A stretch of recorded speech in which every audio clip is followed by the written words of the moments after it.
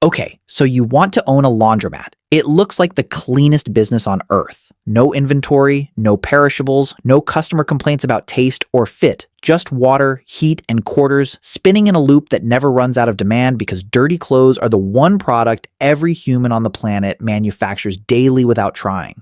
Owners talk about it like a vending machine that's scaled up. Drop in a washer, drop in a dryer, walk away, collect the coins. Passive income, engineered in steel and glass. Here is the paradox nobody puts in the brochure. The machines are almost never the thing that goes broke. The building does. A laundromat is a real estate bet wearing an appliance costume. The washers are just the excuse to lease the square footage, and the entire economic model hinges on a number most owners never calculate until it's too late. How many times a single machine can turn over in a day before the water heater, the gas line, and the drain simply cannot keep up. Get that number wrong, and you don't lose a customer. You lose the whole route of customers all at once on the one Saturday afternoon when every dryer in the building runs hot and the utility bill silently doubles. This is the business where the machines look like the product, but the utility meter is the actual owner. Every other retail category gets to raise prices when demand spikes. A laundromat can't. The vend price on a washer is nailed to what the neighborhood will tolerate quarter by quarter, and it barely moves for years at a time, even while the gas bill behind the wall climbs every single winter. You are the rare business owner who watches costs rise in real time while your own price tag stays frozen by unwritten neighborhood consensus. Stick around, because by the end of this, you'll understand why a laundromat can gross six figures a year and still hand its owner a check that looks like a part-time job. Ownership here comes in three distinct tiers, and each one buys a completely different relationship with risk. Tier 1 is the bootstrapped storefront. Somewhere between $180,000 and $300,000 gets you a small existing laundromat, usually 20 to 30 machines, in a working-class neighborhood with steady foot traffic. You're financing used or refurbished equipment, a modest lease, and probably keeping your day job while a part-time attendant handles the floor.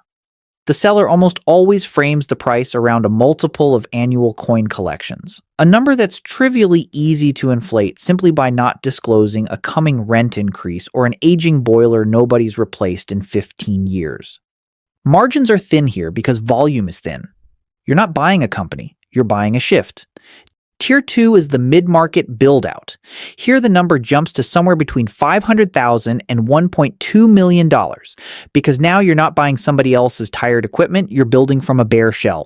New high-extraction washers, commercial dryers rated for constant duty, a card-based payment system instead of a coin box, security cameras, and often an attached wash-dry-fold counter that turns the space into a service business instead of a self-serve room. This is also the tier where the utility upgrade first becomes unavoidable. A landlord's existing gas meter, sized decades ago for a shoe repair shop or a dry cleaner, almost never supports a bank of commercial dryers running simultaneously, and that single permit and pipe sizing conversation with the utility company can add tens of thousands of dollars before a single washer is bolted down. This tier is where an operator actually starts controlling the variables instead of inheriting them, but it's also where the first invisible six-figure surprise tends to appear. Tier 3 is the institutional play, and it rarely looks like a single storefront at all. This is a multi-location portfolio, 5, 10, 20 stores, financed through equipment leasing companies and regional banks, running 8 figures in total build-out and equipment cost across the whole route. At this level, the owner isn't managing machines. They're managing a fleet, a maintenance schedule, and a set of separate utility contracts negotiated store by store, city by city. And the entire operation is priced as a cash-flowing asset that gets sold to a private buyer or rolled into a larger laundry group the moment the numbers look clean enough on paper. This is also the tier where a single underperforming location, one with a utility bottleneck nobody caught during diligence, can quietly drag down the valuation multiple on an entire portfolio being shopped to buyers. 3 tiers. Same water, same heat, same quarters. Completely different exposure to the thing that actually breaks laundromats, which has nothing to do with customers and everything to do with plumbing capacity. Here's the metaphor that finally makes this industry make sense. Think of a laundromat as a restaurant that only serves one dish, and the kitchen has exactly one stove. A restaurant survives on covers per night, how many times a table turns over during service. A laundromat survives on an almost identical number. Turns per day, the number of times a single washer completes a full cycle and gets reloaded before closing. A machine that turns 4 times a day is a mediocre asset. A machine that turns 8 times a day because it sits near a housing complex with no in-unit hookups is the same steel box generating double the revenue on the exact same real estate footprint. But turns per day only tells half the story, because every single one of those cycles draws from the same finite resource, the water heater's recovery rate. This is the industry's quiet ceiling. A commercial water heater can only reheat so many gallons per hour, run too many high-capacity washers on hot cycles back to back, and the fourth customer in line gets lukewarm water and a load that doesn't come clean, and that customer never comes back. The second insider number that separates a profitable operator from a struggling one is extraction efficiency, the spin speed rating on the washer that determines how much water gets pulled out of the clothes before they ever reach the dryer. A washer with a low extraction rate hands the dryer a load that's still heavy with water, and that dryer now has to burn gas or electricity for an extra 10 or 15 minutes to finish the job. Multiply that by every load every day for a year, and a 5 percentage point difference in extraction rate is the difference between a dryer that pays for itself and one that quietly eats the entire dryer revenue line in gas. Here's the fact that violates normal business logic. In most retail businesses, higher customer volume is unambiguously good. In a laundromat, volume past a certain threshold becomes the thing that kills you, because every extra load pulls hot water and electricity from a fixed capacity system that cannot simply order more supply on a busy day. A laundromat isn't scaled by customer demand. It's scaled by boiler capacity. Owners who forget that spend a fortune chasing foot traffic their own water heater was never built to serve. There's a third number experienced operators track that never shows up in a franchise brochure. Utility load factor, the ratio between the electrical and gas capacity actually installed in the building, and the capacity the machine lineup theoretically demands if every unit ran at once. A store with a load factor comfortably under 1 is a store that can survive a packed Saturday. A store with a load factor pushed right up against its ceiling is a store one heat wave, one holiday weekend, or one busted water heater away from a cascading shutdown, because tripped breakers and a failed recovery cycle don't just cost you an hour of downtime. They cost you every customer standing in the room when it happens, and most of them don't come back the following week to find out if it's fixed. Payment infrastructure quietly reshapes this math too.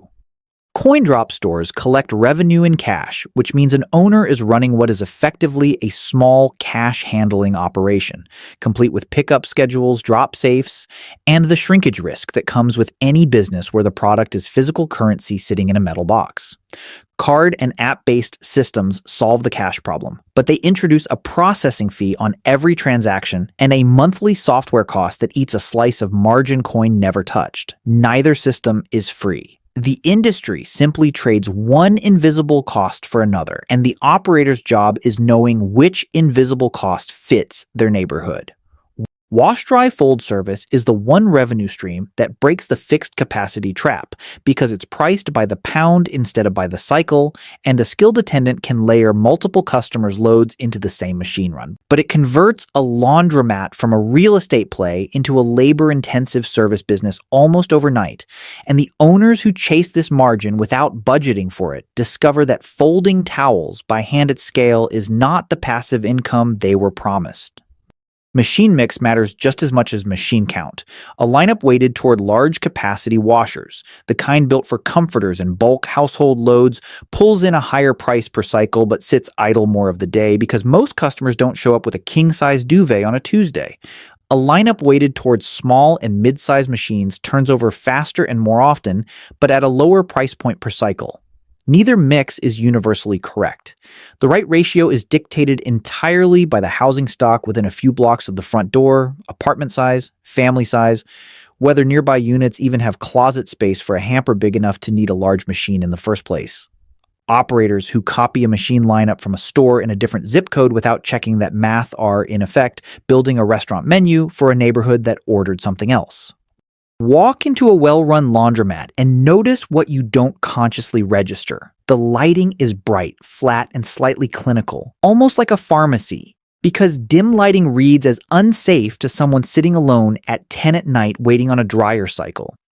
The floor is almost always a hard, light-colored tile because it reflects light and makes the room feel bigger and cleaner than it is, and because lint and spills show up instantly, which keeps the space looking maintained without constant staff attention. The machines themselves are arranged in a specific psychological order. Washers line one wall, dryers line the opposite wall, and folding tables sit in the dead center, forcing customers into a physical loop wash, walk, dry, walk, fold that keeps them inside the four walls for the entire visit instead of stepping out and taking their business elsewhere mid-cycle.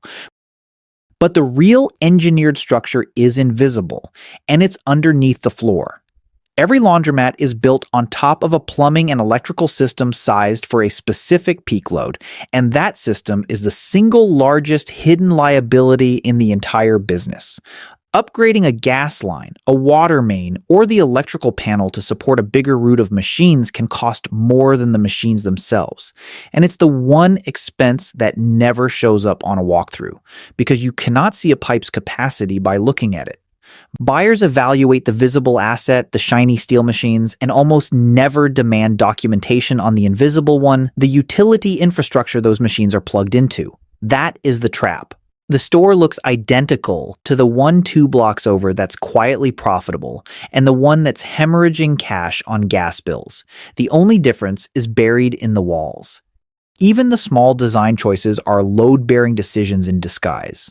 Big windows facing the street aren't there for ambiance. They're a safety signal, letting a solo customer feel visible from the sidewalk at any hour, which keeps a 24-hour location viable in neighborhoods where an enclosed, windowless room would sit empty after dark. Vending machines for detergent and dryer sheets sit near the entrance, not the folding tables, because that's the moment a customer realizes they forgot supplies and still has cash in hand before committing to a seat. None of it is decoration. Every fixture in the room is either generating a few extra cents per visit or protecting the 24-hour revenue window that makes the whole location economically viable in the first place. Strip any one piece out and the room doesn't just look worse, it quietly earns less. The revenue looks deceptively strong on a laundromat's top line. A mid-sized store can gross $250,000 to $400,000 a year in vend revenue and wash-dry-fold service combined. But underneath that number sits a brutal cost structure that most first-time owners underestimate by half.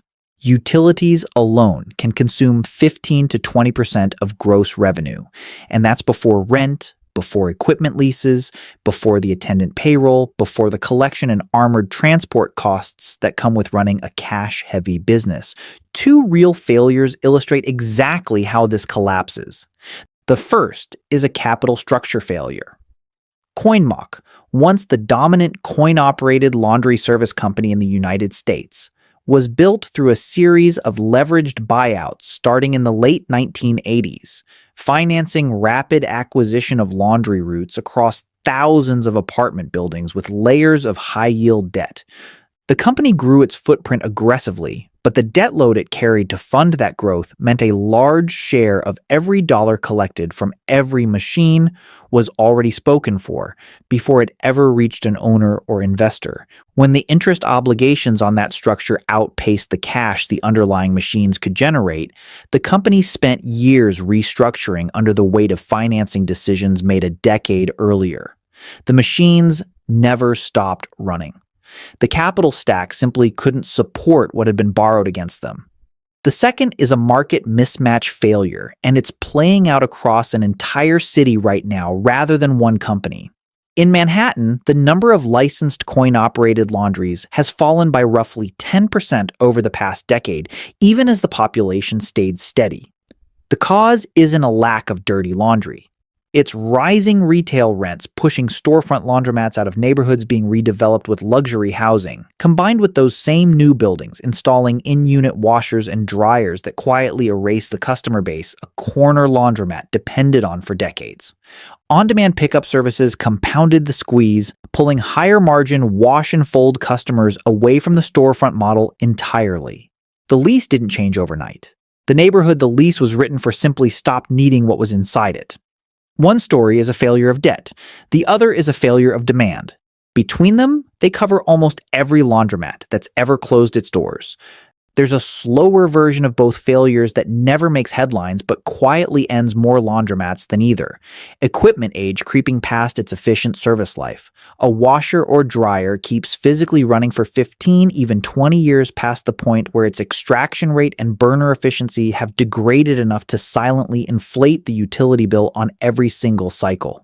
Owners see a machine that still works and delay replacement to protect cash flow, never realizing the aging fleet itself has become the leak.